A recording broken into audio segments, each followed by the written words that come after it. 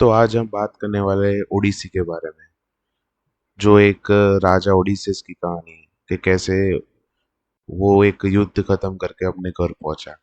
ये पूरी कहानी उसके इर्द गिर्द घूमती रहती है कि कैसे उसने मॉन्स्टर, गॉड्स और नेचर का सामना करके अपने घर पे पहुंचा और क्या क्या उसको मुसीबत आई।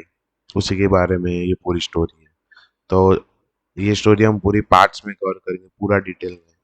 तो उसमें क्या क्या हुआ था, क्या वो वॉर में क्या हुआ था, वॉर के बाद क्या हुआ, ओडिसेस को कैसे कैसे मुश्किलों का सामना करना पड़ा, वो पूरी बात हम करेंगे। जैसा जितने सोर्सेज से हमें पता चल पाया, मैंने सब पढ़ा है, मूवी भी देखी है ट्रॉय जो ब्रैड पिट वाली है। वो सब के हिसाब से हम मैच करेंगे कि क्या ओडिसी ऐसी बन सकती है, मतलब क्या उसका लोर है, क्या कहानी है, क्या डेप्थ है, वो सब हम डिस्कस करेंगे। 10 साल तक चली एक भयानक लड़ाई खत्म हो चुकी थी। ट्रॉय शहर जल चुका था, हजारों योद्धा मारे जा चुके थे और युआन की सेना आखिरकार जीत चुकी थी। लेकिन इस युद्ध के बाद शुरू होने वाली थी इतिहास की सबसे बड़ी खतरनाक यात्रा। एक ऐसी यात्रा जहां समुद्र का हर तूफान मौत लेकर आता था, जहां राक्षस इंसानों को जिंदा खा कर और जहां देवता खुद एक इंसान के दुश्मन बन चुके थे। ये कहानी है एथिका के राजा ओडिसीस की, और यही है द ओडिसी। ट्रोजन युद्ध खत्म हो चुका, सभी यूनानी राजा अपने अपने घर लौटने लगे। उसमें सबसे बुद्धिमान और चालाक योद्धा था ओडिसियस। उसी ने ट्रोजन हॉर्स की योजना बनाई, उसकी वजह से ट्रॉय की हार हुई। अब ओडिसियस सिर्फ अपने घर लौटना चाहता है, अपनी पत्नी पेनेलोप के पास और अपने बेटे टेलीमैक्स के पास।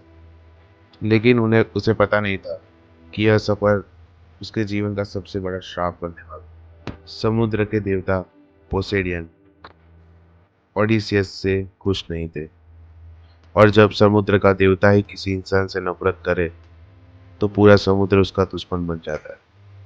ओडिसियस के जहाज समुद्र में आगे बढ़ते रहे, लेकिन हर नया द्वीप अपने साथ एक नया खतरा ले गया। सबसे पहले ओडिसियस और उसके सैनिक सिकोनेस नाम की जगह पहुंचे। उन्होंने वहां हमला किया और आसानी से जीत भी गए। लेकिन जीतने के बाद सैनिकों ने गलती कर दी।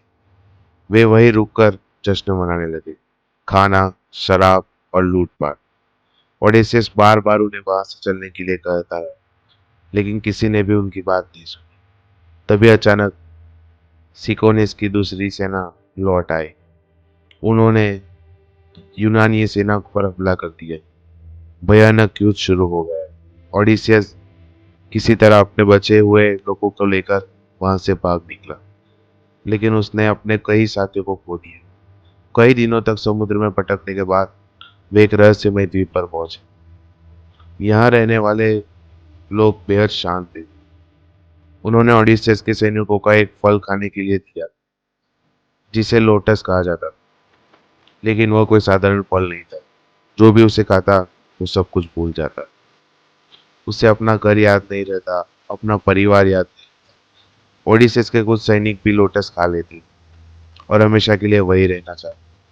लेकिन ओडिसेस समझ जाता है कि यह जगह खतरनाक है।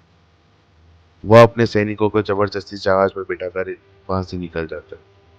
कुछ समय बाद ओडिसेस और उसके साथी एक और द्वीप पर पहुंचे। उन्हें वहां एक विशाल गुफा दिखाई दी। गुफा के अंदर दूध, खाना और बड़े बड़े बर्तन रखे हुए थे, लेकिन सब कुछ इंसान के आकार में कई गुना बड़ा था। ओडिसेस समझ गया कि यह किसी साधारण इंसान का घर नहीं। तभी अचानक धरती कांपने लगी। एक विशालकाय राक्षस गुफा के अंदर से आया। उसकी केवल एक आंख थी। वह था पोलीफेमस। पोलीफेमस की गुफा का रास्ता एक विशाल पत्थर से बंद कर दिया गया था। अब कोई बाहर नहीं जा सकता।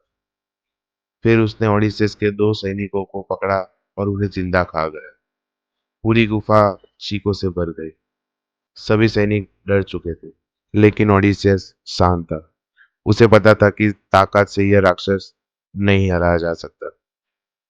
ऑडिसेस ने पॉलीफेमस को बहुत तेज शराब पिलाई। राक्षस नशे में डूब गया।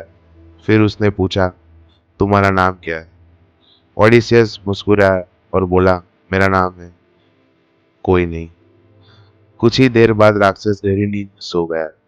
तभी ओडिसियस और उसके सैनिकों ने लकड़ी का एक बड़ा भाला हाथ में गर्म किया और पूरी ताकत से उसकी आंख में घुसा दिया। राक्षस दर्द से चीख उठा।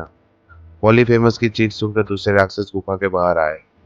उन्होंने पूछा, तुम्हें कौन मार रहा है? पॉलीफेमस दर्द में चिल्लाया, कोई नहीं, कोई नहीं। बाकी राक्षस यह सुनकर भ्रमित हो गए। उन्हें लगा कि शायद पॉलीफेमस पागल हो गया है और वे वहां से चले गए। अब अगली सुबह ओडिसेस और उसके सैनिक पेड़ों के नीचे छिपकर गुफा से बाहर निकले। वे बच चुके थे, लेकिन तभी ओडिसेस ने एक बहुत बड़ी गलती कर दी। घमंड में उसने चिल्लाकर कहा, मेरा नाम कोई नहीं नहीं है। मैं ओडिसेस हूँ, इथिका का राजा। तभी सच सामने आया। पॉलीफेमस समुद्र के देवता पोसाइडन का ही बेटा था। राक्षस ने समुद्र की ओर देखकर प्रार्थना की, हे पिता, ओडिसेस को कभी उसके घर मत पहुंचने देना। और उसी क्षण समुद्र ने भयानक तूफान उठने लगे। अब ओडिसेस का सफर एक अंतहीन श्राप बन चुका था। एक राजा जो सिर्फ अपने परिवार के पास लौटना चाहता था, अब देवता के क्रोध में फंस चुका था। आगे उसके सामने आने वाले थे खूंखार राक्षस, जादूगर और ऐसी मौतें जिनकी उसने कभी कल्पना ही नहीं की। कहानी तो अभी शुरू हुई। अगर आप चाहते हैं कि ओडिसी का पार्ट 2 भी लेकर आओ, तो वीडियो को लाइक करें और चैनल को सब्सक्राइब जरूर करें और देखते रहिए फिल्म डिकोडेड।